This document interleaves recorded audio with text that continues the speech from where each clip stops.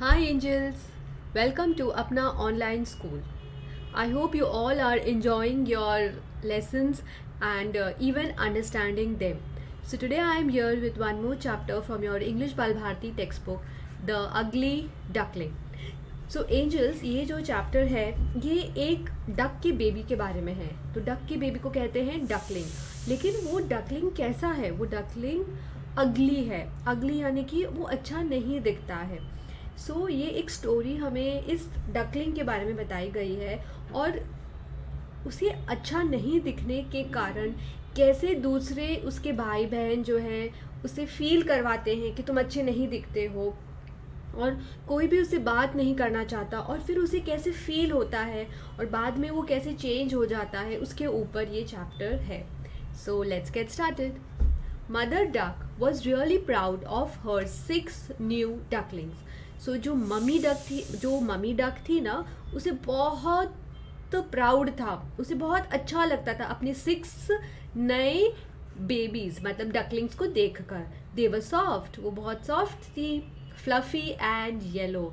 तो मम्मा डक की जो 6 डकलिंग्स थी ना, वो बहुत ही फ्लफी थी. फ्लफी यानी कि बहुत उसमें बाल थे और बहुत ही सॉफ्ट सॉफ्ट थी, और है ना येलो कलर की थी. सच फाइन लिटिल डकलिंग्स, इतनी अच्छी थी उसकी छोटे छोटे बच्चे.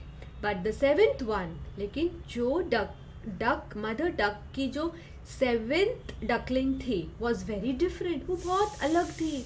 वो इन 6 डकलिंग से अलग थी. इट वॉज बिगर, वो बहुत बड़ी थी, and it's feathers were grey, और उसके जो पंख थे ना, डकलिंग के पंख, वो ग्रे कलर के थे, and Shaggy. It looked so अगली. सो एंजल्स, शैगी मतलब कि जो डर्टी होते हैं और जिनकी स्किन है ना ऐसी बैड स्किन होती है, उससे कहते हैं शैगी. इट लुक्ड सो अगली मतलब ब्यूटिफुल का ऑपोजिट होता है अगली, यानी कि सुंदर और बदसूरत. तो अगली मतलब बदसूरत.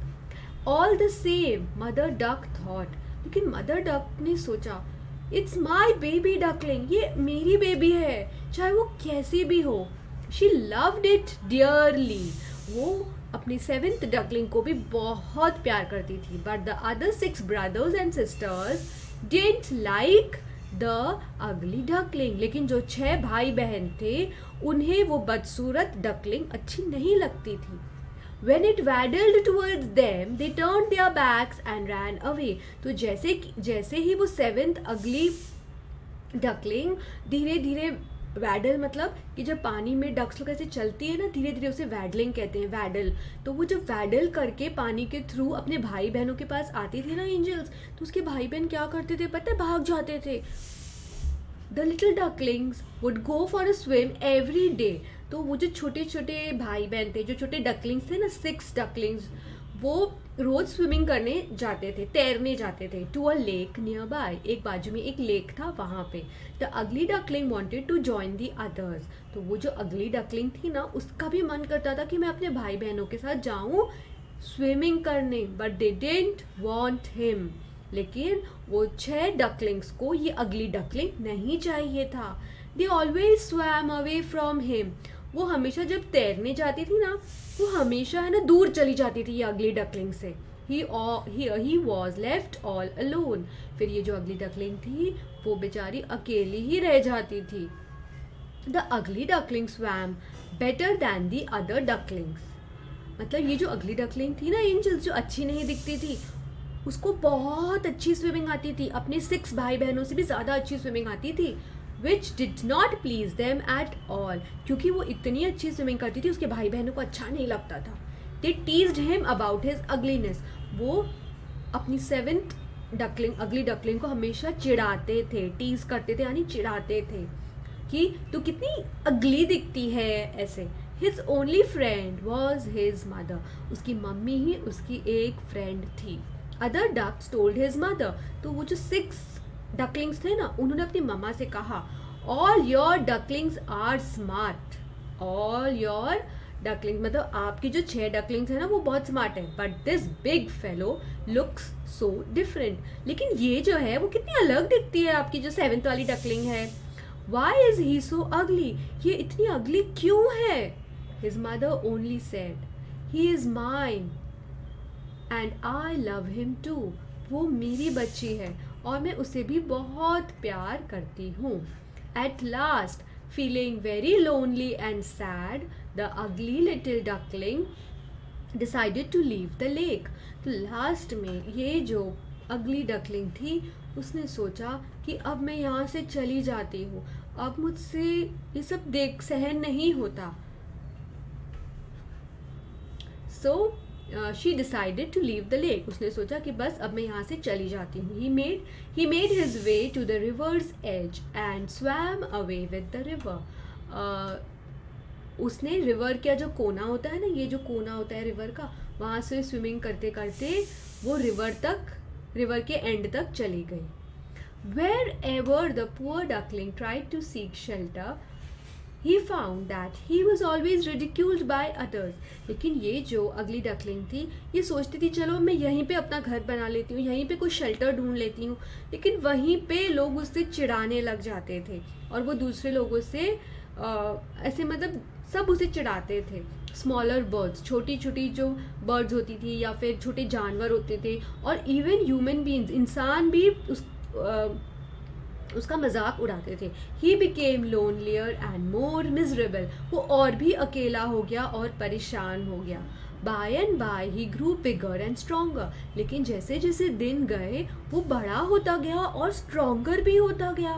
But when ever he looked at his own reflection he thought, I look so अगली। लेकिन एंजल्स, जब भी ये डकलिंग अपनी परछाई, रिफ्लेक्शन यानी परछाई पानी में देखता था, तब उसे लगता था मैं कितना बदसूरत दिखता हूँ। He was afraid to look at his own reflection. उसे अपना खुद का परछाई, खुद की रिफ्लेक्शन देखने में डर लगता था। ही हिड हिमसेल्फ। वो अपने आप को छुपा लेता था। If he saw any one coming, अगर वो देखता था ना कि कोई आ रहा है, तो वो अपने आप को छुपा लेता था।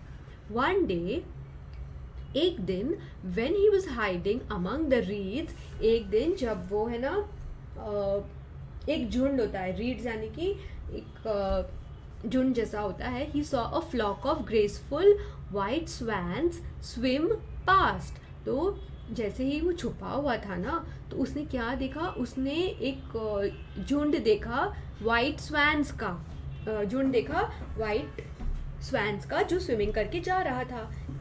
They were the most beautiful birds he had ever seen। तो ये जो स्वैन्स थी ना, वो सबसे ज़्यादा ब्यूटीफुल थी जब इस अगली डकलिंग ने उनको देखा। How wonderful to be like them, he said to himself। तो वो अगली डकलिंग ने अपने आप से कहा कि वाह, ऐसा बनना तो कितना मस्त होगा ना, इतना ब्यूटीफुल। Then came winter. फिर ठंडियों का मौसम आ गया with cold winds and snow. और फिर जब ठंडी का मौसम आया तो ठंडी ठंडी हवा चलने लग गई और बर्फ़ भी गिरने लग गई। विदाउट एनी शेल्टर, तो ये अगली डकलिंग के पास कोई भी घर नहीं था तब तक। The poor duckling was frozen in the snow. तो वो डकलिंग के ऊपर बर्फ़ गिरी और वो जम चुकी थी बर्फ़ ऊपर गिरने से। A kind man saw him. एक अच्छे आदमी ने उसे देखा।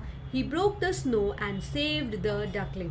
वो अच्छे आदमी ने, अच्छे इंसान ने वो स्नो जो उस डकलिंग के ऊपर पूरा लग गया था, उसे तोड़ा और उसकी जान बचाई। Soon it was spring. Spring यानी कि जब पत्ते झड़ते ये पत्ते झड़ते हैं ना, तब the duckling had now gained a lot of strength. तो अब तक तो इस डकलिंग में बहुत हिम्मत आ गई थी और है ना, वो बहुत स्ट्रॉन्ग बन गई थी। Again he found his way to the river's edge and swam further away. फिर वापस उसने रिवर के कोने से जगह लेकर स्विमिंग करती गई। One fine morning when he flapped his wings against his sides. एक दिन सुबह जब उस डकलिंग ने अपनी विंग्स को ऐसे ना, पंख को ऐसे फैलाया और ऊपर नीचे किया, फ्लैप किया, ऊपर नीचे किया साइड्स में, ही रोज हाई इनटू द एयर। वो हवा में उड़ गया। He flew on, और वो उड़ता गया, and on till he found himself in a beautiful fragrant garden। जब तक वो अपने आप को एक सुंदर से सुगंध वाले गार्डन में नहीं गया, तब तक वो उड़ता गया। From a thicket close by, thicket यानी कि bushes होती है, झाड़ियाँ होती है। By came 3 beautiful white swans. तो एक थिकेट के पास वहाँ पे 3 ब्यूटिफुल वाइट स्वैन्स थे, rustling their feathers and gliding lightly over the smooth water। तो ये जो वाइट स्वैन्स थी ये क्या कर रही थी, हल्की हल्की आवाज़ें कर रही थी। rustling their feathers मतलब उनकी feathers से वो rustling मतलब हल्की हल्की आवाज़ें आ रही थी, and gliding lightly, gliding मतलब सरकना, पानी में ही आगे आगे बढ़ना, lightly over the smooth water, पानी के ऊपर वो हल्की हल्की जा रहे थे।